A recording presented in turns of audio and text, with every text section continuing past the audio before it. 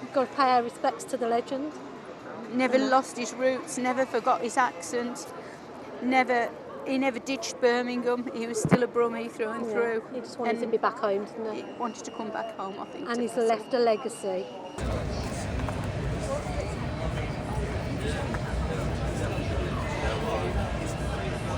It's just sad to feel like an absolute god of rock is gone. But it's also beautiful seeing how quickly Birmingham turned up to support.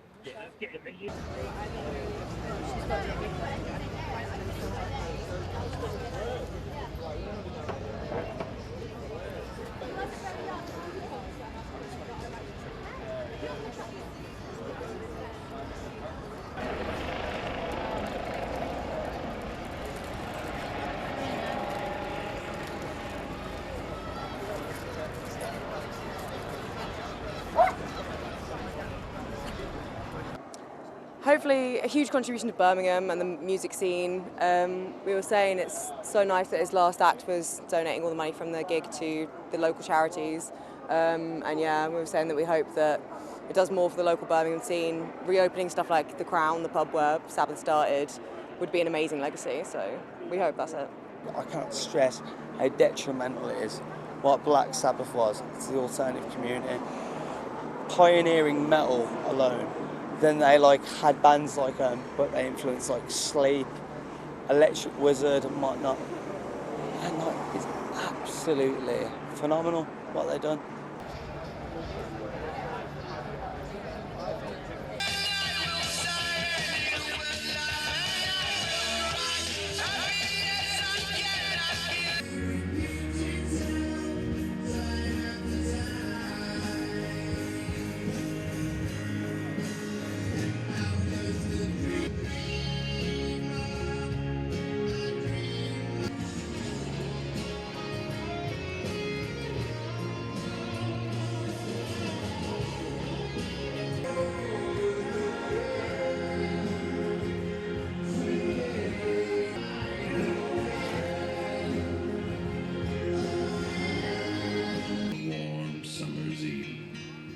Train bound for nowhere, lit up with coming home.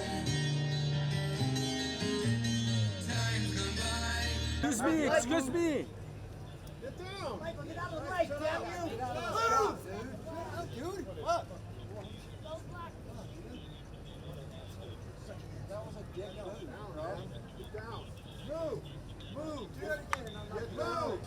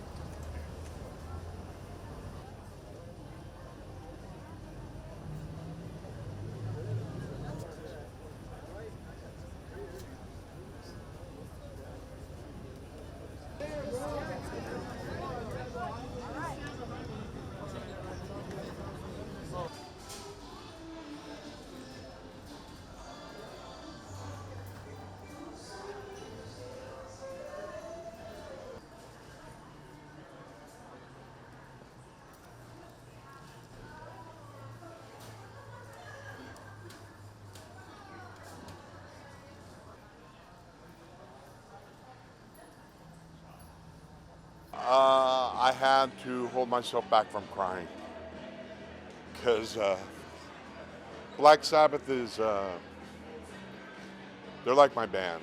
They were, I've been listening to them most of my life.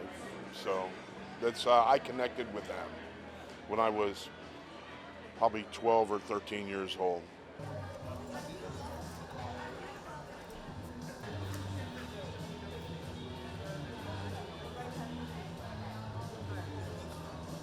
In your face, you couldn't ignore it. It was just cool. They were cool. They inspired a whole generation to. That's what I'm saying. Hey, I can do this, and an entire generation did. Look at the '80s. US versions still sound pretty good. And Kevin Gray is probably the best cutting engineer in the world. Cut these versions. You know, as far as Sabbath records go, these Rhino hi-fis are really the way to go. They're really, I'm just looking at them right now because they're such beautifully put together records. You know, I saw it coming because he'd been sick for a few years now, but didn't make it any easier. You know, it's funny when people you admire but don't know pass away, but you feel really sad about it. Me in particular, because Ozzy's work, especially his stuff with Black Sabbath, meant a lot to me, and he was a huge influence on me personally, and the way I live. Maybe some elements more than others, but you know, yeah, it was really sad.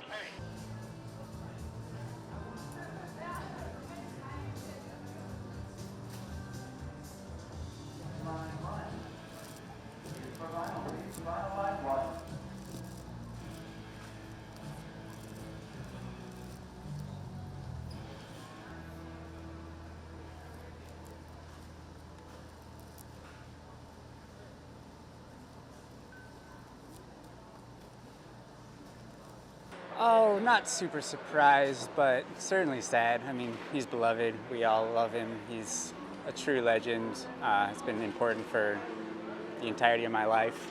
I was thinking actually an hour ago or so about how someone like that so many of us get into at such a young age and then never outgrow, you know, so he's just there with you. Like so many Ozzy memories. It's sad. It's a loss.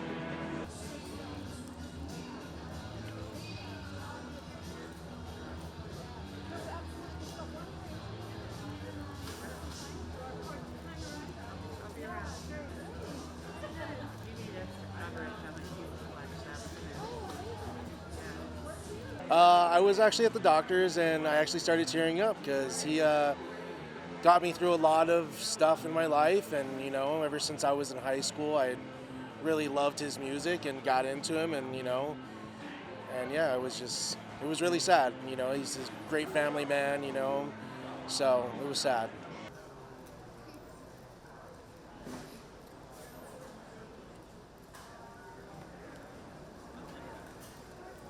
Their music, it was just like in your face. They didn't care, you know, and when you're a young kid in high school, that's, you know, how you feel. Like you don't care what anybody thinks. You're trying to find yourself, and I feel like he was a big part of helping not just me, but a whole culture find themselves, you know.